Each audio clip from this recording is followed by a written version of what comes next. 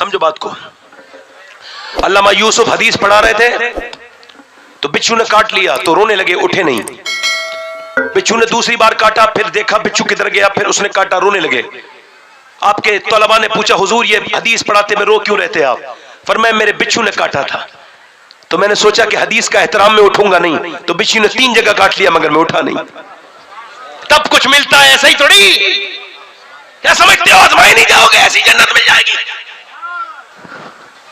तुम नबी के जिक्र को फौकियत नहीं दे रहे, आपके दिल में और दूसरी चीजें भर गई। शोर मचा रहे हैं लोग, तवज्जो है मेरी तरफ नहीं। मेरा दिल मर गया, तकरीर करना चाह रहा था मैं, मगर ये जो शोर मचाया इधर, ये चंदा करने वाले लोग हैं। मैं कह रहा हूं मेरे बात कर लेना, या अगर ऐसा चंदा वगैरह प्रोग्राम कराया करो तो भाई मुझे ना बुलाया करो। मैं कोई बात करने आता हूं, अब वो बात ही नहीं होगी तो क्या होगा? रहने दो, कोई बात नहीं, नाराज मत हो।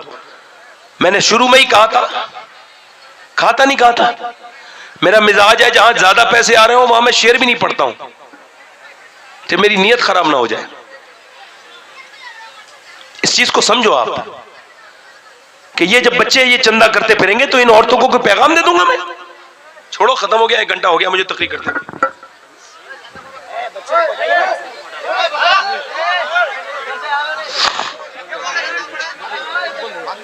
क्या बोलना है बताया मुझे आप? दिल ही मर गया ना। मैं तो पहले ही कह रहा था कि दिल मर जाता है मेरा भाई। अरे मैं बाद में मैं कह दूंगा, बाद में कर लेना चंदा। कोई भाग रहा है कहीं को? भाई क्या फायदा उठा रहे हो जाने का? चलो ठीक है भाई, अब फिर इंशाल्लाह तकरीर करेंगे। 1 घंटे में 10 मिनट रह गए, छोड़े 50 मिनट की आज की तकरीर रहने दीजिए। अल्लाह सबको सजदे की तौफीक अता फरमाए। अब मैं कोई इंसान हूं, कोई ऐसा तो नहीं टैप रिकॉर्डर हूं भाई। नहीं बोलता मैं भाई, अभी बहुत बोलता मैं, बोलने के लिए थोड़ी मना है, सुनने वाले भी तो हो ना भाई। अहमियत देना चाहिए ना, कोई हदीस को अहमियत दे, कुरान को अहमियत दे तो बोलूं भी। बेशक बेशक। किसी कहने तू कहने की बात कर रहा होता तो मैं अपना एटीट्यूड नहीं दिखाता।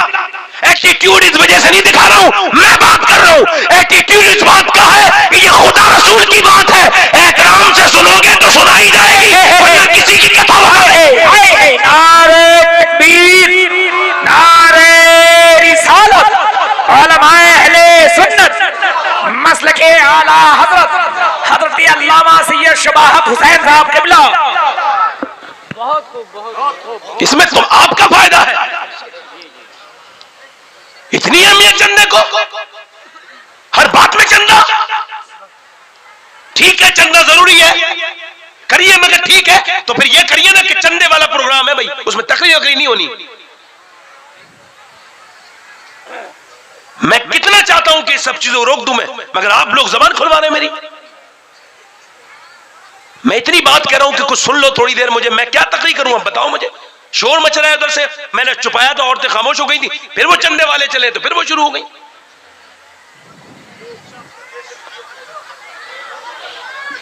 बस दुरूद शरीफ पढ़ो।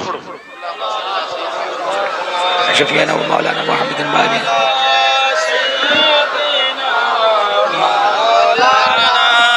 मोहम्मद वाला अली सैयदीना मौलाना मोहम्मद। तेजी के साथ आपके घरों के माहौल खराब हो रहे हैं, तेजी के साथ। उनके आपके घरों में सजदे नहीं है, लड़कियां सीखी नहीं, नई उम्र की लड़कियां जानती नहीं सजदा किसे कहते हैं। उनकी अम्मा जुमे के दिन नमाज पढ़ती है तो वो भी जुमे के दिन ही पढ़ती है। अम्मा भी बस दिखावे के लिए पढ़ती है, कोई ये ना कहते कि जुमे तक की नहीं पढ़ती है बदबख्त। अब्बा भी इसी वजह से पढ़ता है जुमे को, कोई लोग ये ना कहने लगे कि जुमे की भी नहीं पढ़ता। और फिल्म रोज चलेगी, ड्रामा रोज चलेगा, बड़ी सी एलईडी लगी हुई है घरों में मुसलमानों की, वो नाच रही हैं औरतें। खान नमाजें हैं, कहां कुरान है, वहां नाच रही हैं औरतें, उसमें देख रहे हैं, भाई देख रहा है, गंदी फिल्म देख रहा है, गंदी टीवी देख रहा है, उसकी बहन भी वही देख रही है। एक आदमी से मैंने कहा अपनी बेटी को समझाया करो, वो स्कूल जाती है, सर पे दुपट्टा नहीं होता उसके, और वो जवान हो गई है, थोड़ा समझो, कोई उसे समझाओ। कह लेगा मौलाना साहब आप अपनी बात करें और आप अपना काम करें, आप मेरी बेटी के बारे में बात ना करें।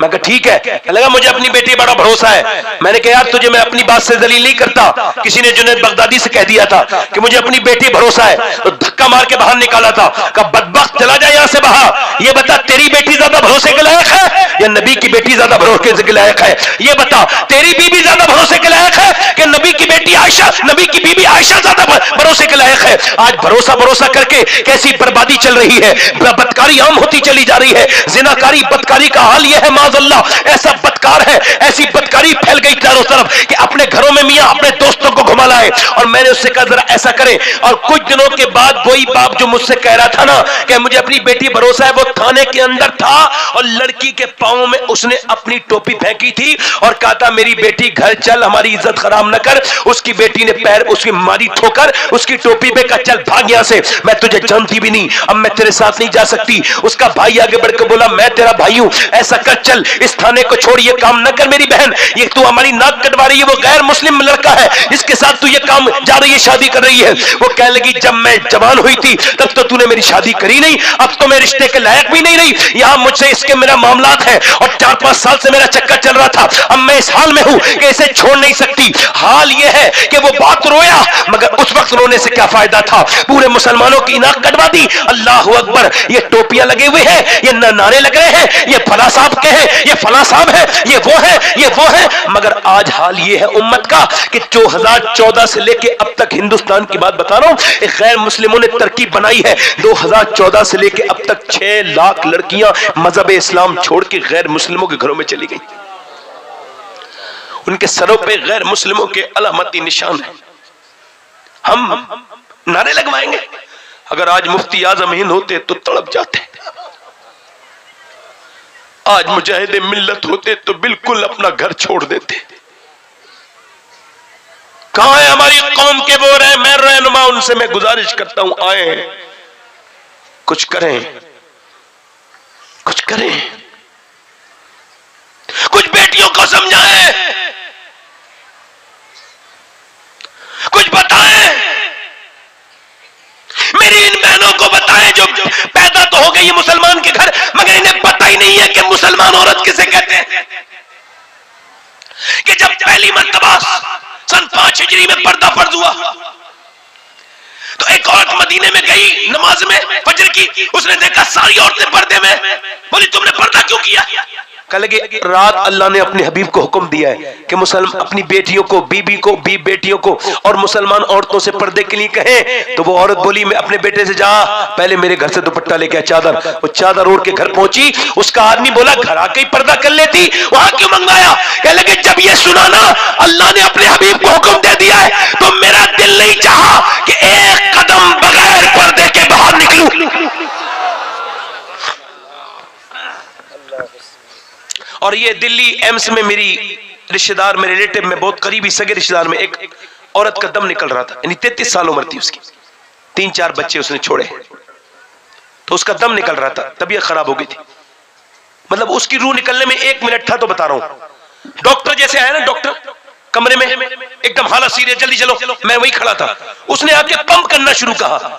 वो जब आगे बढ़ा उसने कहा गैर मर्द आ रहा है, तो उसने क्या किया कि अपना दुपट्टा उठाया और दुपट्टा उठा के यहां तक लेके गई, सैयदा थी ना, ऐसे करके यहां तक लेके गई और यही उसका दम निकल गया। दुपट्टा नीचे गिरा, हाथ नीचे आ गए। वो दुनिया को यह बता गई कि अगर बचपन में पर्दा सिखा दो तो दम तो निकलता है मगर हया नहीं निकलती।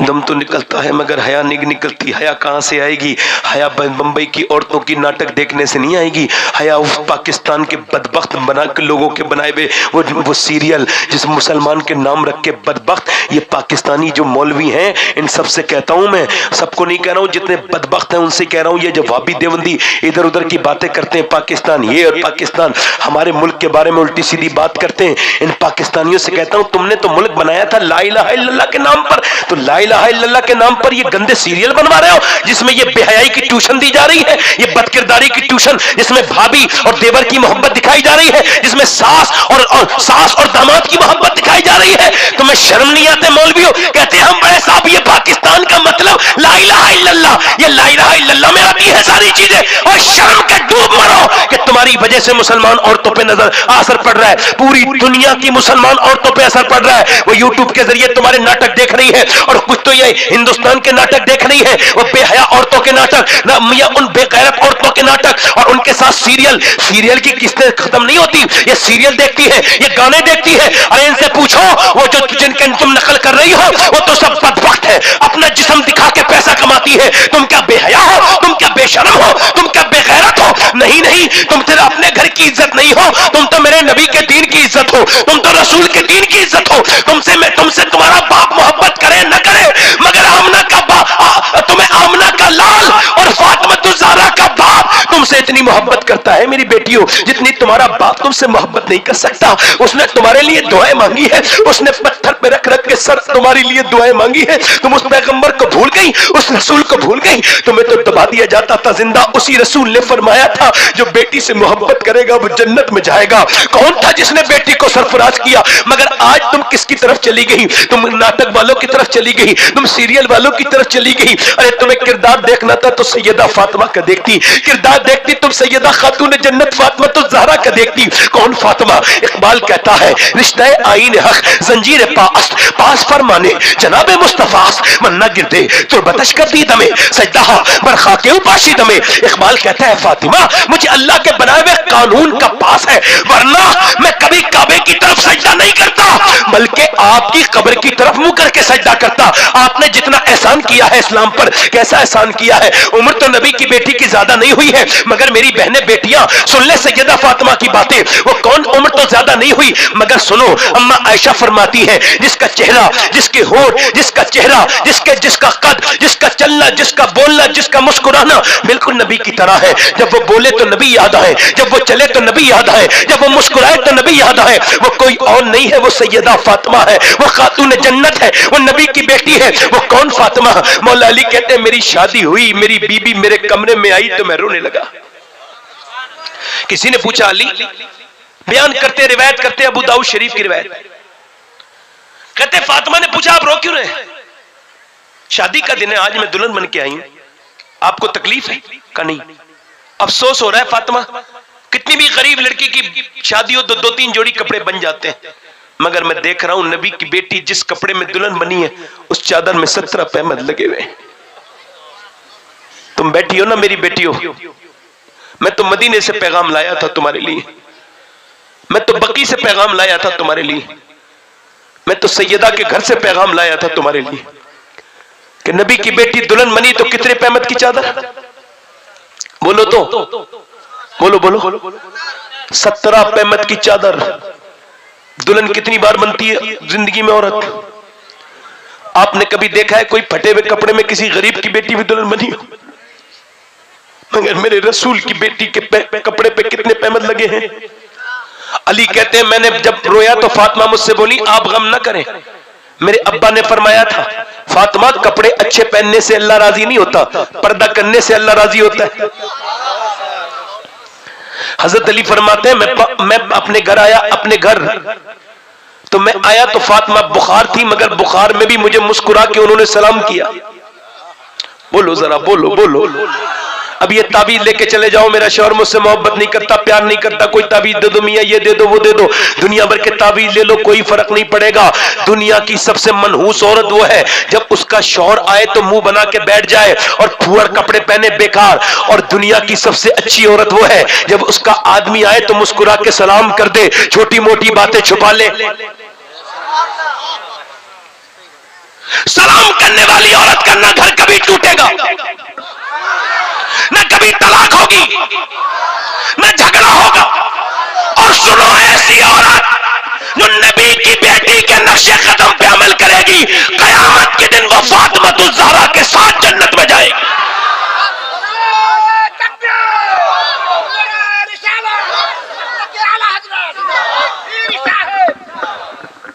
इधर देखो, हजरत अली कहते मैं अपने घर आया, कितने दिन के बाद कहते मैं अपने घर आया तो मेरी बीबी फातिमा जो है बीमार थी, अंदर गए, मैं कहते मुझे पहले खाना दिया, उसके बाद पूरी रात मैंने कहा आराम कर लेना, मगर बुखार में पूरी रात इबादत। मैं कहता हूं आखिर वो सजदा जिसे हमने छोड़ा वो है क्या? सजदा मुस्लिम की ताकत किसी एटम बम में मिलकर इतनी ताकत नहीं जितनी अकेले सजदे में ताकत। किसी दुनिया के परमाणु हथियार में वो ताकत नहीं जो एक सजदे में ताकत। मेरे नबी पूरी रात सजदा करते हैं, अली एक रात में 1000 रकात नमाज नफिल पढ़ते हैं, पूरी रात का सजदा करते हैं, और सैयदा फातिमा पूरी रात सजदा करती है। और उनका बेटा हुसैन जब करबला के मैदान में जाता है तो बच्चों की लाशों पे घोड़े दौड़ते हैं, मगर सजदे में सर रख के कहता है ऐ मेरे नाना आपने सजदा किया दीन फैला दिया, हुसैन ने सजदा किया दीन बचा लिया।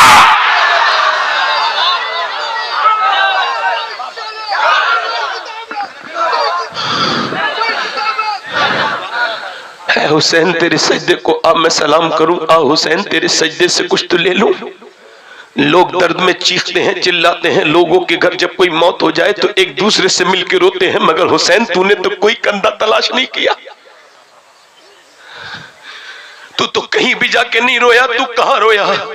तारीख कहती है मुझसे मेरे हुसैन का ना पूछ हौसला, जितने भी जख्म आए पर रोया नहीं हुसैन। जवान बेटे की लाश उठा के लेके गए मगर रोए नहीं। कहां रोए हुसैन? बताओ ना मेरे जद, बताना मेरे बाप तू कहां रोया है? करबला से आवाज आई देख मैं जब रोया था तो मैं सजदे में रोया था। मैंने कहा था मालिक हुसैन तेरी बनाई हुई तकदीर पर राजी है। मैं कहता हूं कौन सी ऐसी बात थी, आओ सलाम करें उसके आस्ताने को, हुसैन पाल के जिसने दिया जमाने को। कौन? फातिमा तो ज़हरा मेरी बेटियां सुने। अली कहते हैं पूरी रात इबादत की, सुबह फजर के बाद आया बुखार में, चक्की चला रही है। एक दिन सैयदा चक्की चला रही है, नींद आई, अंदर जाके सो गई, चक्की मगर चल रही है। एक औरत आई, हैरत से देखा हो बेटी नबी की सो रही है, चक्की चल रही है। नबी की पास गई, या रसूलल्लाह आपकी बेटी को देखा है आराम कर रही है, चक्की चलाने वाला कोई नहीं है, नाच जल भी रहा है, नाच पिस के नीचे गिर भी रहा है। हुजूर में समझ नहीं पाई, फरमाया तू क्या समझती है मेरी फातिमा को याम है? फरमाते पूरी रात इबादत करके थक के सो गई, अल्लाह ने फरिश्ते को भेजा, कहा फातिमा की चक्की नहीं रुकनी चाहिए।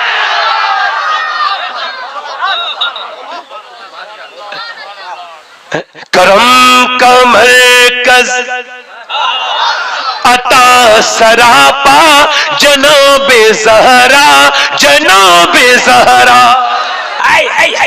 नबी की सूरत, नबी की सीरत, नबी का नक्शा जनाबे ज़हरा। और तमाम हूरे कनीज उनकी, गुलाम उनके सभी फरिश्ते, मगर चलाती है फिर भी चक्की बगैर शिकवा जनाबे ज़हरा।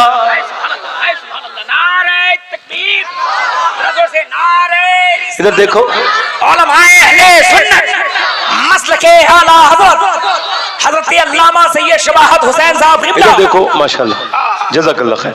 बैठे इधर देखें, सैयदा तैयबा ताहिरा आबिदा जाहिदा, गौसे आजम फरमाते जब तक मैं न चाहूं कोई मेरा जिक्र नहीं कर सकता, मेरा तसव्वुर नहीं कर सकता। बताओ जब उनका जिक्र उनके बगैर मर्जी के नहीं होता गौस पाक के, तो फिर सैयदा का हाल क्या होगा? या रहमतें नहीं उतर रही होंगी जिनकी आंखों में आज आंसू आए होंगे सैयदा का नाम सुन के? क्या कयामत के दिन वो जन्नत में नहीं जाएंगे? इधर तो देखो, इधर तो देखो। मौला अली कहते फातिमा चक्की चला नहीं थी, मैंने आके कहा पूरी रात इबादत की है, अब तो सो जाएं। तो फिर मेरी तरफ देख के बोली ए मेरे सरताज चक्की चलाने दे। पूरी रात इबादत करके अल्लाह को राजी किया, अब चक्की चला के अपने शौहर को राजी कर रही हूं। हुजूर जब जाते तो फातिमा तो ज़हरा से मिलके जाते, जब वापस आते तो सैयदा से मिलते सबसे पहले। भाई सबसे प्यार जिससे होता है उसके पास जाते हैं आखिर में, है सबसे आखिर में किससे मिलते हैं?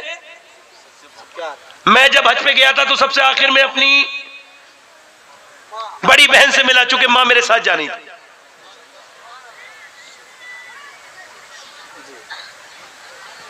बच्चों से मिला अपने, आप भी जब जाते होंगे तो मिलते होंगे, मगर दोनों आलम का मालिक को मुख्तार जाते हैं तो सबसे आखिर में सैयदा से मिलते हैं।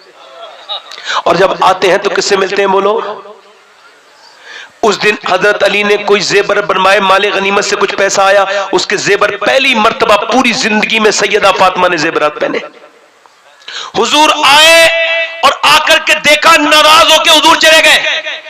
बेटी से मिले, इमाम हसन बोले अम्मी जान नाना आ गए, नाराज होकर चले गए। हजरत अली आए तो फातिमा तो ज़हरा बैठी भी रो रही हैं, सैयदा रो रही है। हजरत अली ने कहा फातिमा रोती क्यों है? कहा मेरे अब्बा आए थे, नाराज हो गए। हजरत अली कहते हैं मैं मस्जिद में जाके देखा तो हुजूर भी एक कोने में बैठ के रो रहे। मैंने कहा क्या हुआ या रसूल अल्लाह? फातिमा उधर रो रही है, आप इधर रो रहे हैं। कहा फातिमा के हाथों में कंगन मैंने देखे, मैंने तो उसे दुनिया नहीं सिखाई थी ना बेटी को अपनी। इतनी देर में सैयदा आ गई। कहा अब्बा मेरे शौहर का हुक्म जरूरी था, ये मेरे सरताज लाए थे तो मैंने पहन लिया। कहा फातिमा बदर के यतीम भूखे रहे और तेरे हाथों में ये जेबरात हो तो ये मुझे पसंद नहीं। मदीने में यतीम भूखे हो और मेरी फातिमा जेबरात पहने, ये पसंद नहीं। सैयदा बोली अब्बा मुझे भी ये पसंद नहीं है, मैं पहले से उतार के लाई हूं, लीजिए आपको जो पसंद है वही फातिमा को पसंद है। आप पूरी रात सजदा करते हैं, फातिमा भी पूरी रात सजदा करती है। आप उम्मत के लिए दुआ करती है, आपकी बेटी भी पूरी रात करती है, पूरी रात दुआएं करती है। अब्बा आप भी माफ करते हैं, मैं भी माफ करती हूँ। आपने मुझे सखावत सिखाई है, मैं जो आप करते हैं वो मैं सब करती हूँ। मेरे अब्बा मुझे आपसे बड़ा कोई नहीं लगता दुनिया में, मैं आपके लिए जीती हूँ। मेरे अब्बा ये ले लीजिए, दौलत पसंद है ना खजीना पसंद है, हमको तो मुस्तफा का मदीना पसंद है। मेरे अब्बा ले लीजिए मेरे अब्बा। अल्लाह के रसूल की बेटी, मेरी बहनें सुन ले, मेरी बेटियां सुन ले। इमाम हसन कहते हैं मेरी माँ 17 दिन तक भूखी रही मगर पूरी रात इबादत करती थी। मेरी माँ अपने हाथ से कुएं का पानी भी भरती थी। मेरी माँ फरमाते मेरी माँ अपने हाथ से कुएं का पानी भी भरती थी। मेरी माँ अपने हाथ से रोटी बनाती थी, मगर ये सब काम कहां से करती थी? जबान से कुरान की तिलावत किया करती थी, जबान से कुरान की तिलावत किया करती थी। अगर माँ के बच्चा पेट में है और वो कुरान पढ़ेगी तो क्या कुरान का असर नहीं होगा? बोलो होगा नहीं होगा? होगा नहीं होगा? बताओ मुझे। अभी बच्चों पे रिसर्च हुआ कि ये बच्चे पागल कौन पैदा होते हैं, माँ के पेट से जो बच्चे पागल होते हैं ये क्यों होते हैं? रिसर्च किया हार्वर्ड यूनिवर्सिटी ने और उन्होंने 25 साल के बाद बताया ये वो बच्चे थे जिनके ये वो बच्चे थे जब पेट में थे तो इनकी माओ के ऊपर इनके बाप ने हाथ उठाया, माओ को मारा और जब मारा तोड़ी की तो बच्चे के दिमाग पे असर हो गया। यानी आप अपनी हामिला बीवी को मारते हैं, इसके एवज में बदले में बच्चे का दिमाग आउट हो जाता है। जब डॉक्टर के पास औरत जाती है तो डॉक्टर कहता है कि तुम हामिला हो, प्रेग्नेंट हो, लिहाजा तुम ऐसा करना कि तुम अगर ये चाहती हो तो तुम ऐसा करना कि सेब खाना, सेब खाओगी तो आयरन बढ़ेगा। तुम अगर चाहती हो कि तुम्हारा बच्चा ताकतवर बने तो ज्यादा तुम बादाम खाना, तुम ज्यादा अमरूद खाना, ज्यादा अनार खाना। मुझे बताओ जब अल्लाह का बनाया हुआ सेब संतरा अनार माँ खाए तो बच्चे बेसर हो जाए तो क्या अल्लाह का कुरान माँ पढ़ेगी तो बच्चे बेसर नहीं होगा? नारे तकबीर, नारे रिसालत, उलमाए अहले सुन्नत, मसलके आला हजरत। इधर देखो जरा जोर से बोलो सुभान अल्लाह। इधर देखो मेरी तरफ देखो, इधर देखो। आज मैं अपनी बहनों से यही एक बात कहने आया हूं। इधर देखो, मर्दों की नमाज अलग अल्लाह ने बनाई, औरतों की अलग। फॉर एग्जाम्पल अल्लाहु अकबर, ठीक है, मर्द जब नमाज पढ़ता है तो ये बगलें खोल के, ये इसमें क्या हिकमत है कि औरत की नमाज ये, मर्द कहेगा अल्लाहु अकबर, औरत कहेगी अल्लाहु अकबर। अब जो औरतें फिटिंग के कपड़े पहनती हैं, अपना जिस्म दिखाती हैं, ये जो आजकल हराम लिबास पहन रही हैं औरतें, ऐसा औरत लिबास पहनना हराम जिसमें पता चले औरत कितनी मोटी है कितनी पतली है। ये जो अपने जिस्म की नुमाइश कर रही हैं औरतें, मेरी बेटियां सुन लें, जिस्म तो बूढ़ा हो जाएगा मगर गुनाह हमेशा रहेगा। अपने मर्द को तो नहीं दिखाती, ये बाजारों में किसे दिखाने जाती है मेरी बेटी मेरी बहन। ऐसे करके हाथ, मर्द नमाज पढ़े तो अल्लाह अकबर, औरत नमाज पढ़े अल्लाह अकबर। मर्द ये, औरत ये, मर्द ये, क्यों? इसका अल्लाह जानता है इसके जिस्म की बनावट अलग है, मर्द के जिस्म की बनावट अलग है। अल्लाह नहीं चाहता कि नमाज पढ़ते मैं भी बेपर्दा हूं। नमाज अलग कर दी, नमाज अलग कर दी, बोलो नमाज अलग कर दी। नमाज मर्द की अलग, सफा मरवा पे मर्द दौड़ेंगे, औरतें, और मर्द के लिए जब मरेगा तो 3 कफन के कपड़े हैं और औरत के लिए 5 कफन के कपड़े हैं। और नबी की बेटी सैयदा फातिमा ज़हरा खातून जन्नत फरमाती, जो औरत पर्दा नहीं करेगी कयामत के दिन मैं उससे उसकी शफात नहीं करूंगी।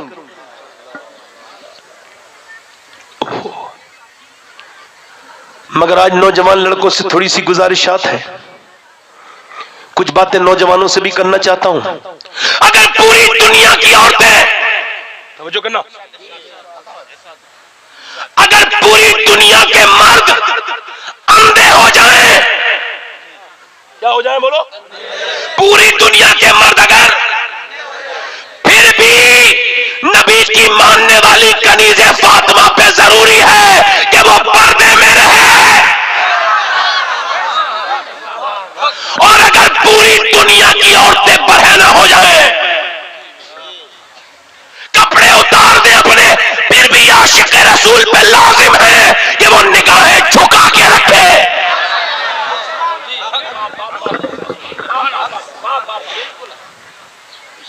खाली औरतों की गलती नहीं, उन मर्दों की भी बड़ी गलती है जो अपनी निगाहों का गलत इस्तेमाल करते हैं। वो मेरे भाई इधर देखो, मेरी तरफ तवज्जो करो, मैं आपसे ही बात कर रहा हूं। इधर देखो, एक कहता है अमरीकी, जिन्होंने सीरिया पर, अभी सीरिया में ज़लज़ले आ रहे हैं, अभी देखना इंटरनेट पर तस्वीरें देखी होंगी, तुर्की में ज़लज़ले आ रहे हैं। हुजूर से पूछा गया या रसूल अल्लाह, अम्मा आयशा फरमाती हैं, बयान करती है कि मैंने हुजूर से अर्ज़ किया रसूल अल्लाह ज़लज़ले क्यों आते हैं? ज़लज़ले फरमाया मेरे आका ने, जब औरतें गैर मर्दों के सामने बरहना होने में शर्म महसूस ना करेंगी तो ज़लज़ले आएंगे।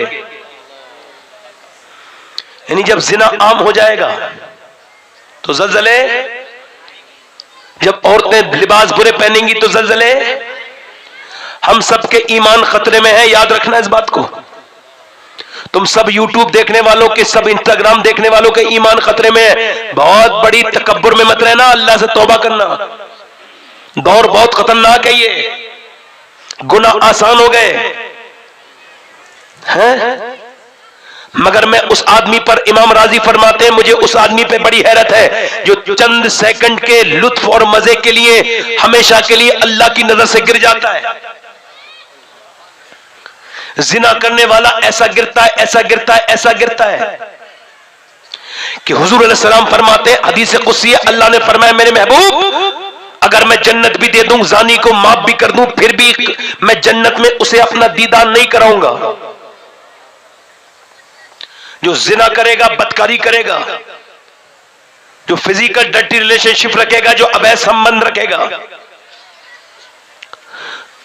तो वो अमेरिका का आदमी कहता है मैं सीरिया पे गया था बमबारी करने के लिए, मैं कमांडर था, मैंने लाखों लोग मारे, मगर मैं कह रहा हूं मुसलमान खत्म नहीं होंगे, इस्लाम खत्म। उसने कहा कैसे? कहा 18,000 लोग मारे। कितने? कहते 18,000 मर गए, 60-70 बाहर निकले, उसमें से 20-25 औरतें और एक औरत के हाथ में आधा कटा हुआ बच्चा, एक की टांगे नहीं थी एक औरत के हाथ में। जब वो निकली तो पर्दे में थी, उनके ऊपर धूल पड़ी हुई थी और वो पर्दे में थी।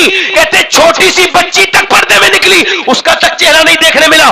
तो हमने मजाक उड़ाई और कहा देखो तो ये जाहिल मुसलमान औरतें, बाप भाई बच्चे सब मर गए, मगर ये अपने पर्दे को नहीं भूली। तो एक मुसलमान औरत पलटी और इंग्लिश में बोली, अंग्रेज कुत्ते सुन, मेरा बाप भाई बच्चा सब मर गए, मगर मेरा इस्लाम अभी जिंदा है।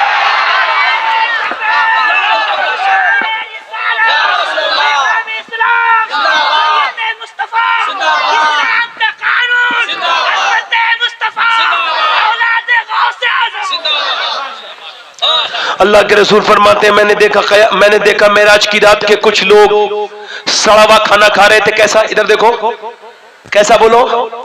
सड़ा हुआ खाना जिसमें कीड़े पड़े हैं। एक तरफ बेहतरीन खाना पड़ा है, खुशबूदार खाना जन्नती पड़ा है, मगर वो बदबख्त ऐसे हैं कि उधर नहीं खा रहे हैं बल्कि इधर गंदा खाना खा रहे हैं, कीड़ों का खाना खा रहे हैं। मैंने पूछा जिब्रील ये कौन है? हुजूर अर्ज की या रसूल अल्लाह, ये आपकी उम्मत के वो लोग हैं जिनके घर में औरतें थी, बीबियां थी, मगर ये बाजारू औरतों से मुंह काला करते थे।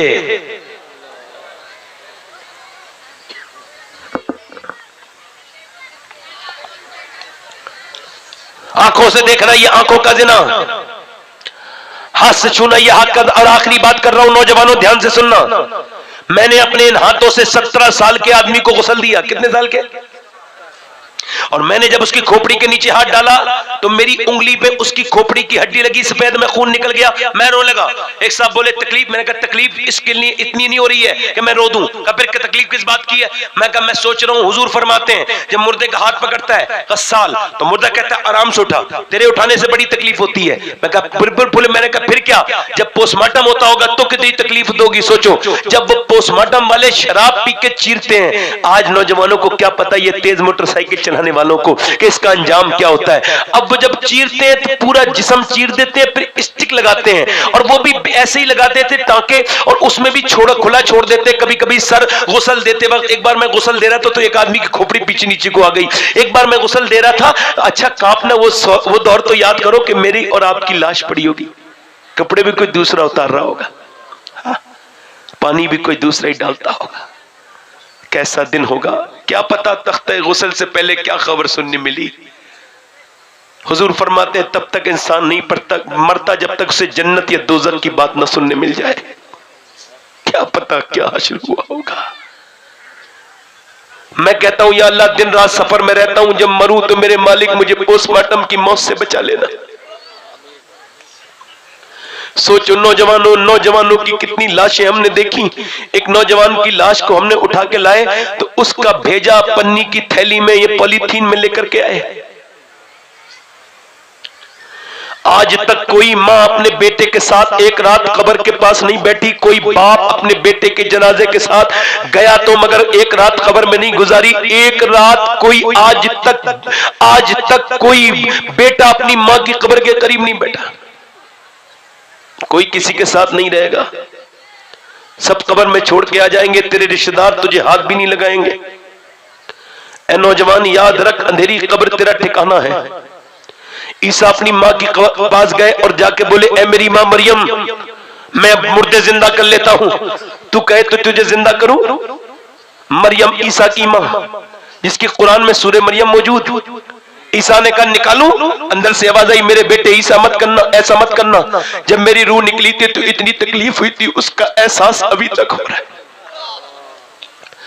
कब्र कितनी खतरनाक जगह, कीड़ों की जगह, दहशत की जगह। हुजूर फरमाते हैं मेरी नजर में सबसे खतरनाक जगह कब्र। कितने तुम में से मुझसे में से चले गए लोग, और अब तुम किस चीज का इंतजार कर रहे हो? कब तौबा करोगे? बोलो नौजवानों, बताओ कब्र में जाओगे, और जब जाओगे अल्लाह ना करे अचानक मौत आ जाए, और कब्र में जब हुजूर आएंगे तो क्या उन आंखों से हुजूर को देखोगे जिन आंखों से गंदी फिल्म देखते हो?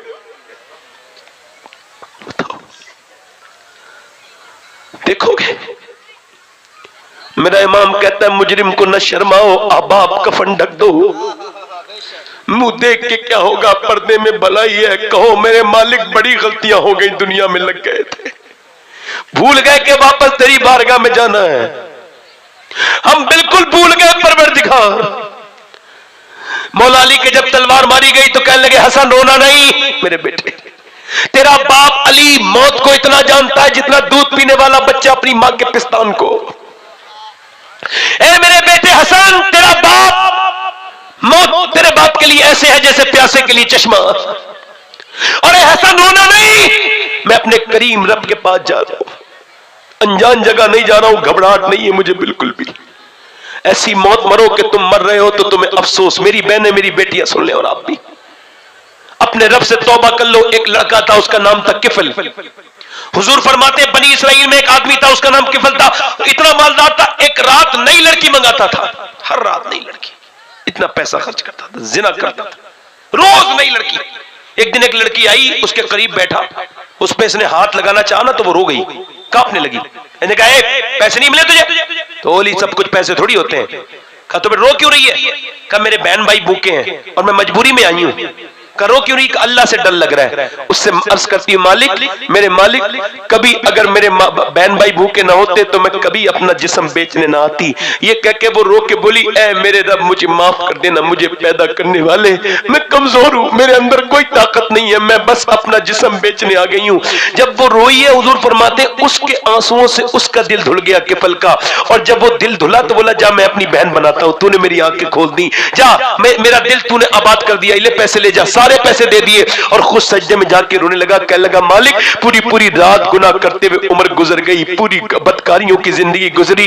ऐ मेरे मालिक मैंने कितने गुनाह किए मुझे खुद भी याद नहीं, मगर अगर मेरे गुनाहों की हद नहीं है तो तेरे करम की भी कोई हद नहीं है। अगर मेरे जैसा गुनहगार कोई नहीं तो तेरे जैसा करीम भी कोई नहीं। ऐ मेरे मालिक मुझको माफ कर दे। अगर मेरे जैसा ऐब वाला कोई नहीं तो तेरे जैसा सत्तार भी, ऐब छुपाने वाला भी कोई नहीं है। मुझे माफ कर दे मेरे मालिक, मैं कहां जाऊं बता। अब मैं तौबा करता हूं। वो रोया इतना कि उसके दिल का दौरा पड़ के मर गया, जान निकल गई उसकी। सुबह को कोई नहीं उठाता था जनाजा। हुजूर फरमाते सारे लोग कहते थे इसका जनाजा उठाएंगे, ये तो बदकार है, ये तो जानी है, ये तो बिगड़ावा है, इसका जनाजा नहीं उठाएंगे। जब कोई जनाजा नहीं उठाता था तो अल्लाह ने फरिश्तों को भेजा और फरिश्ते उसके घर के दरवाजे पर जली लफ्जों में, बड़े बड़े लफ्जों में लिख के गए, इन्नल्लाह कद गफर लिल किफल। ये जो किफल है ना उसे अल्लाह ने बख्श दिया है। क्यों बख्श दिया है? क्यों बख्श दिया? चूंकि किफल ने अल्लाह को अल्लाह मान लिया था। किफल ने अपने रब के सामने रोया था और वो हमेशा का गुनहगार कितना रोया था कि उसके आंसू गिरे थे, दिल का दौड़ा पड़ा था। कितना रोया था? अल्लाह फरमाता है आदम की औलाद बस इतना रो ले कि तेरा आंसू तेरे बिल्कुल गाल तक आ जाए, बस इतना रो ले, मैं सारे गुनाह माफ कर दूंगा, इसी से माफ कर दूंगा। ऐ लोगों पलट के तुम्हें सबको मरना है, हम सबकी मौत करीब करीब आ रही है। ये बालों का सफेद होना मौत की अलामत है। इंशाअल्लाह वादा करो अपने नबी के नाम पे गर्दन कौन कौन कटा देगा? हाथ उठा के बताओ। मेरी बहनें हाथ ना उठाएं, सिर्फ मर्द उठाएं। हाथ उठाओ, दोनों हाथ उठाओ। इंशाअल्लाह हुजूर के नाम पे गर्दन कटाओगे? नीचे हाथ कर ले। जो गर्दन कटा सकता है कुछ भी कर सकता है, कुछ भी कर सकता है ना। एक दूसरे की तरफ मत देखना, मुस्कुराना नहीं। और ये फैसले अकल से नहीं, मोहब्बत से, दिल से लिए जाते हैं। कितने लोग ऐसे हैं एक दूसरे की तरफ मत देखना, बताओ कितने लोग ऐसे हैं जो गर्दन भी कटा देंगे और आज से हुजूर के नाम पे पूरी दाढ़ी भी रखा लेंगे। इस महफिल में खड़े हो जाएं, खड़े हो जाएं, हो जाएं। जो दाढ़ी रखाए वो खड़े हो जाएं। इस महफिल को खड़े होकर दिखाएं हुजूर के आशिक कितने हैं इस महफिल में, जो आज से अपने चेहरों पे दाढ़ी रखाएंगे। हाँ सोच समझ के खड़े हो। जिनके पहले से दाढ़ी हो वो ना खड़े हो, जो आज से सुन्नत रखाए वो खड़े हो जाए। जिनकी छोटी हो वो भी खड़े हो सकते हैं। खड़े रहो भाई, खड़े हो। जब मैं बिठा लूं तो बैठना। सोच समझ के। ये दाढ़ी एक मुट्ठी से कम करना ये भी हराम है।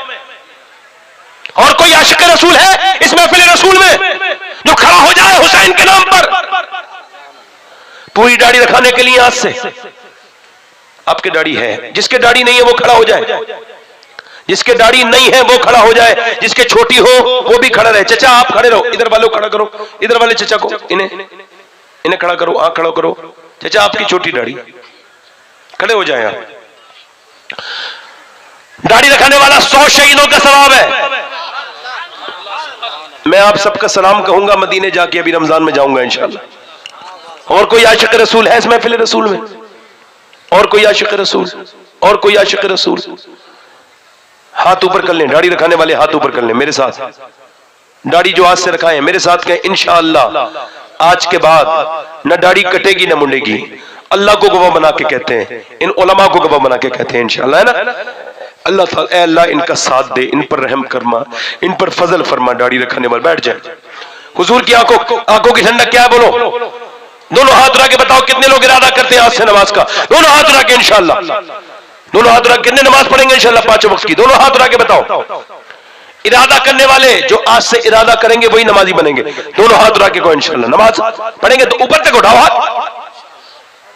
हाथ और ऊपर उठाओ। ऐ अल्लाह हाथ उठाना इनका काम है, नमाजी बनाना तेरा काम है। नमाज पढ़ेंगे इंशाअल्लाह। अपनी बहन बेटी को पर्दा कराएंगे इंशाअल्लाह। दोनों जोर से बोलो इंशाअल्लाह। मसलक आला हजरत पे सख्ती से कायम रहेंगे इंशाअल्लाह। इंशाअल्लाह अल्लाह ताला आप सबको सलामत रखे, बाकरामत रखे। 1.5 घंटा मुझे हो गया बोलते हुए, और तौबा करता हूँ, तौबा करें। अस्तगफिरुल्लाह अस्तगफिरुल्लाह रब्बी मिन कुल्लि ज़ंबिन व अतूबु इलैह। पढ़ लीजिए ला इलाहा इल्लल्लाह मुहम्मदुर रसूलुल्लाह। मेरी जिंदगी का मकसद तेरे दीन की सरफराजी, मैं इसीलिए मुसलमान, मैं इसलिए नमाजी। इस्लाम जिंदाबाद, मसलक आला हजरत पाइंदाबाद। अस्साबिकून अस्साबिकून उलाइकल मुक़र्रबून। सदक़ल्लाहुल अज़ीम व मा अलैना इल्ला अल बलाग। अस्सलामु अलैकुम व रहमतुल्लाहि व बरकातहू। कोई मेरी बात बुरी लगी हो तो माफ कर दें।